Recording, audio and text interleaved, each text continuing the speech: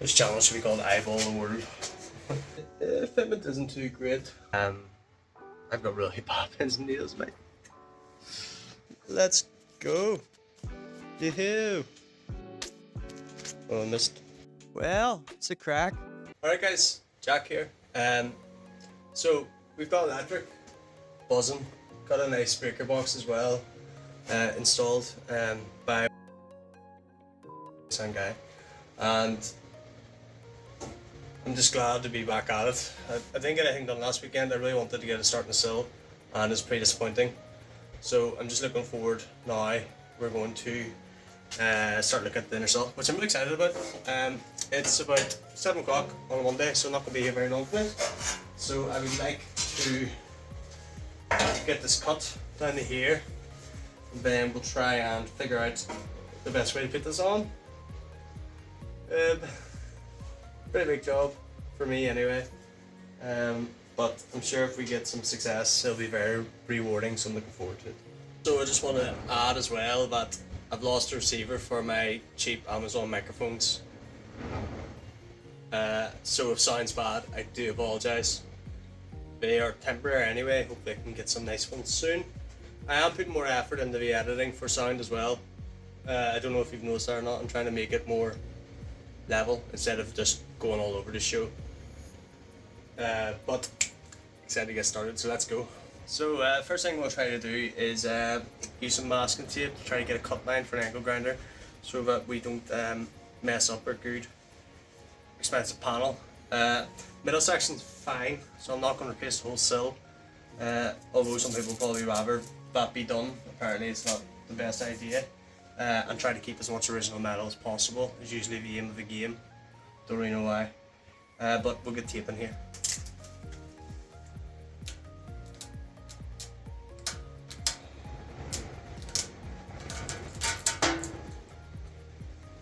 So we'll tape off a bit of excess because not really planning on placing the middle panel.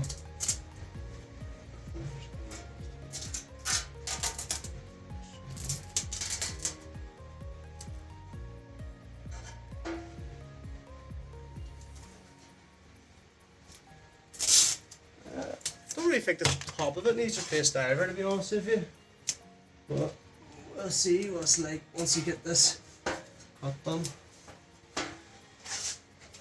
Oh, I kind of just eyeball everything. You can tell that there's no way to use one. This channel should be called Eyeball the World. That's sweet. So I completely missed. Camera's pointing up here, but we've got our tape on. So this is a wee bit more than we need, because I'm not planning on replacing the middle. So hopefully we can get cutting and we'll know what the crack is fairly soon.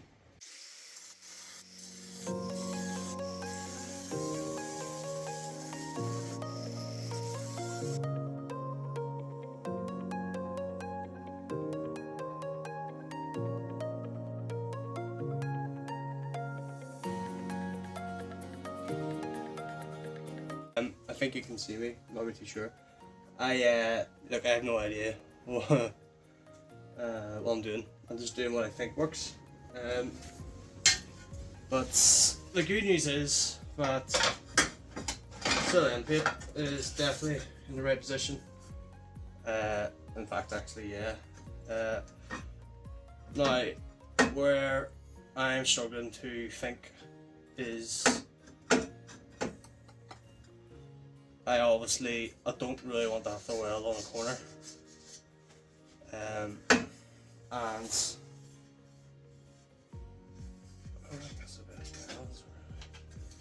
also thinking about the situation with the arch as well here, but I'm going to cut this out a bit further, and then I'll have a look and see how that lines up with this, and we'll trim that further as well. So, like I've said in this channel, I'll say it again, I am not great with an angle grinder. I just get impatient and sort of sand it, so I need to learn how to get better at that.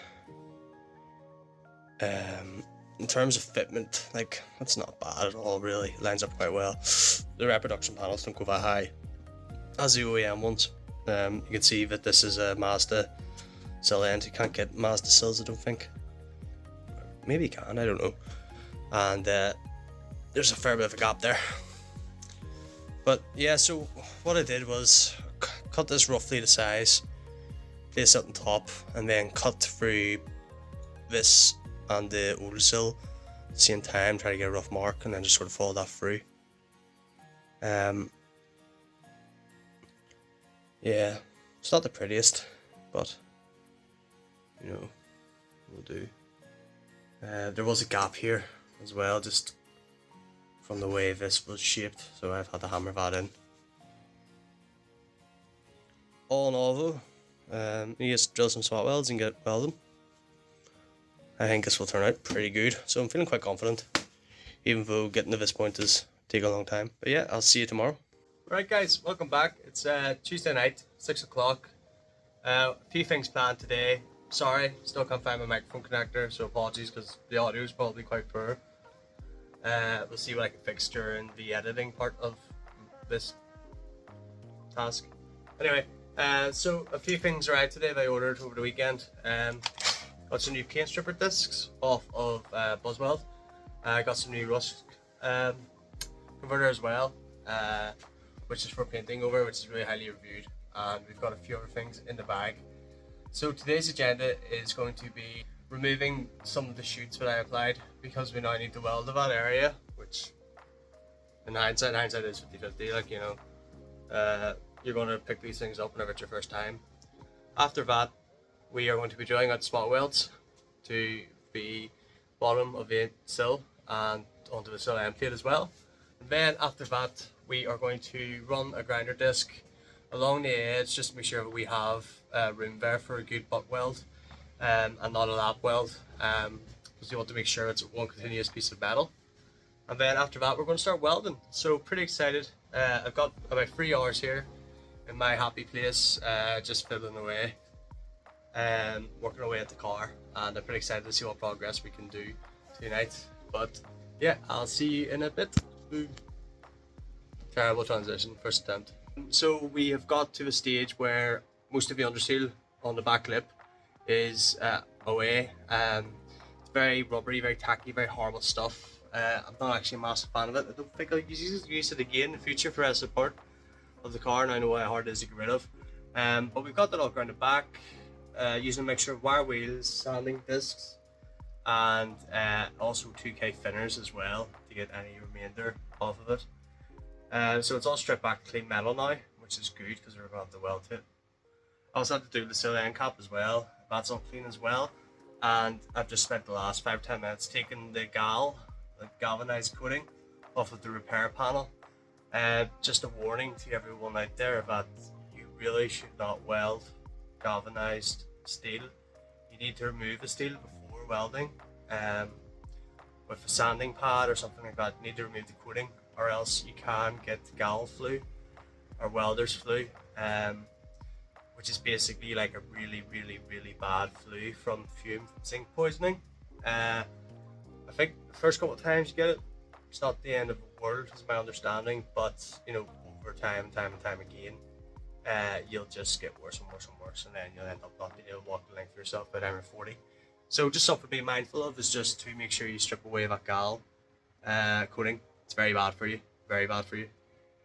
So at the moment, I've got the gal coating stripped off the repair panel, just where I'm planning on welding, so about 1 inch around all in, and where the spot welds will be put in as well. And we are almost ready to go ahead. So I've got a bit of new zinc primer on, and at the moment I've just applied the first coat, and maybe I'll take the wee time lapse of second coat being applied. This stuff's called Passive 8. Got it on Buzzweld. It was about £8 for a can. It's a zinc rich primer. Not really a fan of that masking stuff. I was using the cold galvanizing spray. To be honest with you, it probably wasn't really for the right application, but did say that you could spray with it as well. But yeah, so that's just a quick update of where we are. Hopefully we'll get some action shots soon, because I'm aware that most of this video so far has probably just been me talking. But yeah, seeming pretty positive so far. I really wish I didn't use as chutes. So in future, I'm just gonna have to remember if that's the very last thing to do. But yeah, we'll see how we get on. Right, cheers.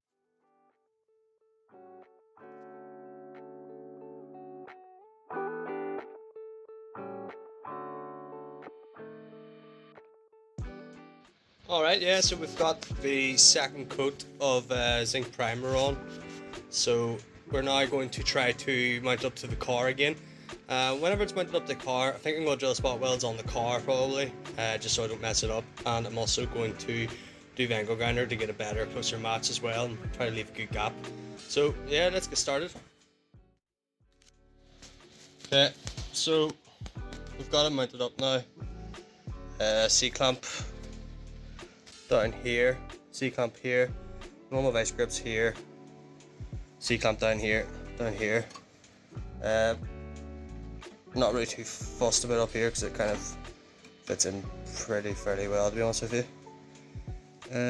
There are going to be some gaps where I have to put a fair bit of welding to fill, but that's just the way it is. So next up, we're going to drill in our spot welds. We're going to get cracking, so let's go. Yoo-hoo! Oh, I missed. I actually forgot bottle punches. Yeah, in the range, they were like £3 or £4. I guess I'd probably at one point be smarter than what I am now. But yeah, I haven't used them before. So plan now is I'm gonna work out where spot welds need to go, and I am also going to work out where spot welds are going to go. I'm going to mark up the Sharpie and then I'm going to drill them. So that's the plan. There's loads of fireworks going on. I don't know why. The UK is actually going through the stormy weather at the moment, so it's like 40-mile-an-hour winds tonight. Don't really think it's a great idea to have a fireworks display when there's 40-mile-an-hour winds. But anyway, right, yeah, so we go with the fireworks. So I'm going to measure at the back and then bring that forward to the front. I'm going to avoid these places here, the drains, and we'll see how we get on.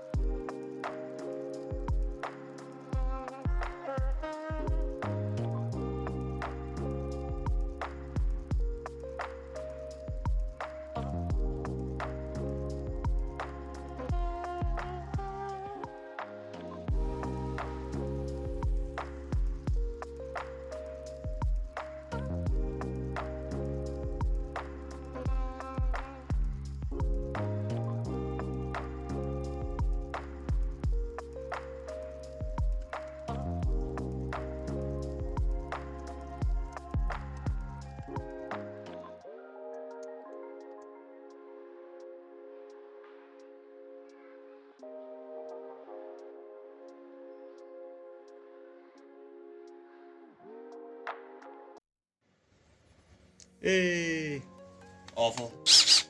Going for a 5.5 mil. So yeah. Safety goggles. Safety goggles. Recording, yeah. So yeah, we're going for a 5.5 mil. Let's see what happens.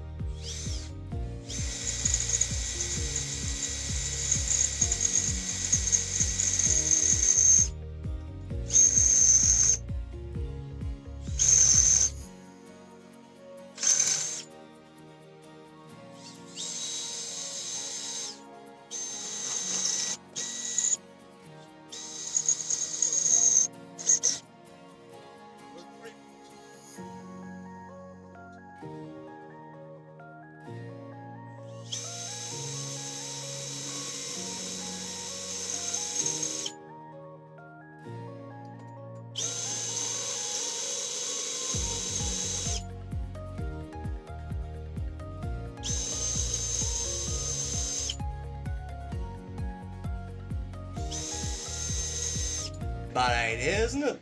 Yeah, because if I have good fitment, it'll just go straight through both of them. Right, sorry guys, just realised what I was doing was a bad idea. Don't do that. Just put it on so that you can mark it. And then drill it off the car. And then pray to God, right? Whenever you put it back on, you can get it in the same position. So yeah, that was a bad idea. Sorry about that, guys. Hey guys, I have to say that between the Chinese battery packs for the Milwaukee and the 6-pound drill bits, we're doing alright here.